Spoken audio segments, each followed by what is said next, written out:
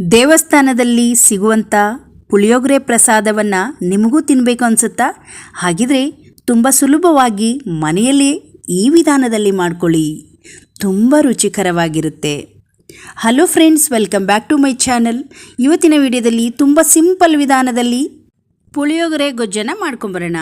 ಒಂದು ಚಿಕ್ಕ ಕಡಾಯಿಗೆ 1 ಚಮಚ ಜೀರಿಗೆ, ಒಂದು ಅರ್ಧ ಚಮಚದಷ್ಟು ಸಾಸಿವೆ, ಒಂದು ಅರ್ಧ ಚಮಚದಷ್ಟು ಮೆಂತ್ಯ, ಅರ್ಧ ಚಮಚದಷ್ಟು ಕಾಳುಮೆಣಸು ಹಾಕಿ ಚೆನ್ನಾಗಿ ಡ್ರೈ ರೋಸ್ಟ್ ಮಾಡ್ಕೊಳ್ಳೋಣ. ಇವಾಗ ಇದು ಫ್ರೈ ಆದ ತಕ್ಷಣ ಇದು ಸ್ವಲ್ಪ ತಣ್ಣಗೆ ಮಾಡಿ ಇದನ್ನು ಒಂದು ಪೌಡ್ರನ್ನ ಮಾಡಿ ರೆಡಿ ಮಾಡ್ಕೊಳ್ಳೋಣ. ಪೌಡರ್ ನೈಸಾಗಿ ಬರಬೇಕು. ಇವಾಗ ಒಂದು ಕಡಾಯಿ ಇಟ್ಕೊಂಡಿದ್ದೀನಿ.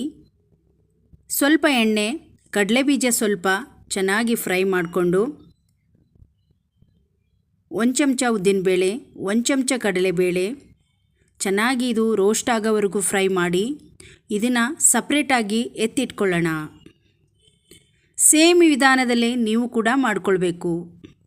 ಬಾಣಲೆಯಲ್ಲಿ ಮತ್ತೆ ಎಣ್ಣೆ ಇದೆಯಲ್ಲ, ಅದೇ ಎಣ್ಣೆಗೆ ಒಂದು ಅರ್ಧ ಚಮಚ ಸಾಸಿವೆ, ಅರ್ಧ ಚಮಚ ಜೀರಿಗೆ ಹಾಕಿ ಬ್ಯಾಡಗಿ ಮೆಣಸನ್ನು ಸಣ್ಣದಾಗಿ ಕಟ್ ಮಾಡಿ ಹಾಕಿದ್ದೀನಿ, 2 ಹಸಿಮೆಣಸಿನಕಾಯನ್ನು ಹಾಕಿದ್ದೀನಿ, ಸ್ವಲ್ಪ ಕರಿಬೇವು ಸೊಪ್ಪನ್ನು ಹಾಕಿ ಚೆನ್ನಾಗಿ ಮಿಕ್ಸ್ ಮಾಡ್ಕೊಳ್ಳೋಣ.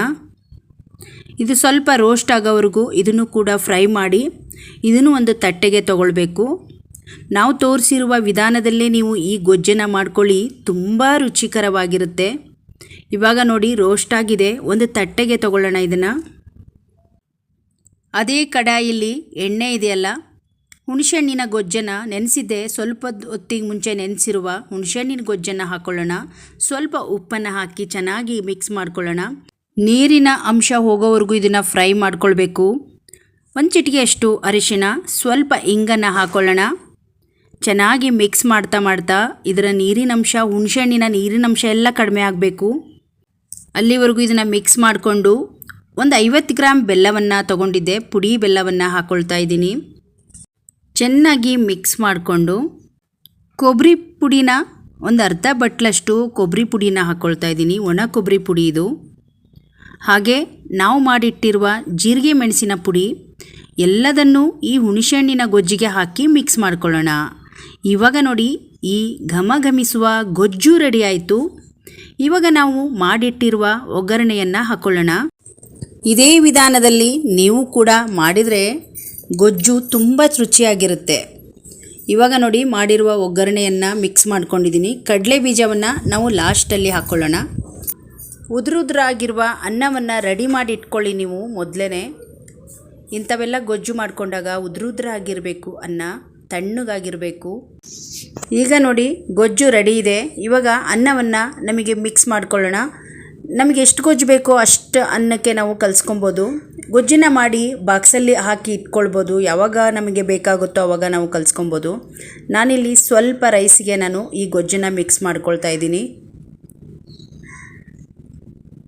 ನಾನು ಉಪ್ಪು ಹಾಕಿಬಿಟ್ಟು ಅನ್ನ ಮಾಡ್ಕೊಂಡಿದ್ದೆ. ಗೊಜ್ಜಿಗೂ ಸ್ವಲ್ಪ ಉಪ್ಪು ಹಾಕಿರೋದ್ರಿಂದ ಉಪ್ಪು ಮತ್ತು ಕರೆಕ್ಟಾಗಿ ಬರುತ್ತೆ. ನಂತರ ಈಗ ಕಡಲೆ ಬೀಜವನ್ನು ನಾನು ಹಾಕ್ಕೊಳ್ತಾ ಇದ್ದೀನಿ. ಕಡಲೆ ಬೀಜ, ಕಡಲೆಬೇಳೆ, ಉದ್ದಿನಬೇಳೆ ರೋಸ್ಟ್ ಮಾಡಿರೋದನ್ನ ಹಾಕ್ಕೊಳ್ತಾ ಇದ್ದೀನಿ. ಇದೇ ವಿಧಾನದಲ್ಲಿ ಈ ಪ್ರಸಾದದ ಪುಳಿಯೋಗರೆನ ನಾವು ಮಾಡ್ಕೋಬೇಕು. ದೇವಸ್ಥಾನದಲ್ಲಿ ಮಾಡಿರುವ ರುಚಿನೇ ಸಿಗುತ್ತೆ ನಮಗೆ.